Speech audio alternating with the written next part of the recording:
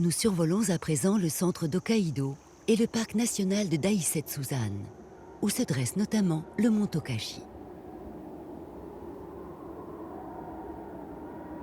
Le centre de l'île est parfois surnommé le toit d'Hokkaido.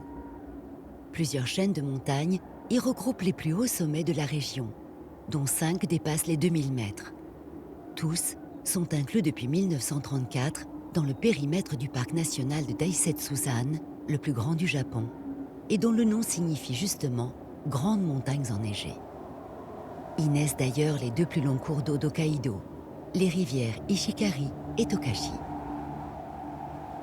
La plupart des montagnes du parc sont le résultat d'une activité volcanique intense et plutôt récente.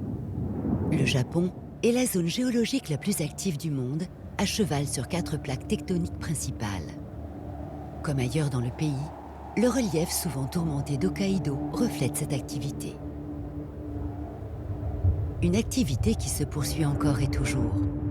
On recense plus d'une centaine de volcans actifs au Japon, dont une trentaine à Hokkaido, quelques-uns faisant l'objet d'une surveillance régulière. C'est le cas du mont Tokachi au sud du parc.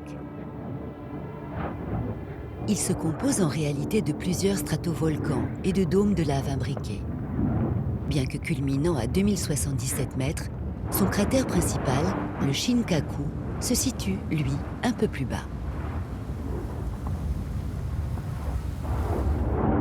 Sa dernière éruption d'envergure remonte à 2004 et on estime qu'il entre en éruption régulièrement depuis près d'1 million d'années.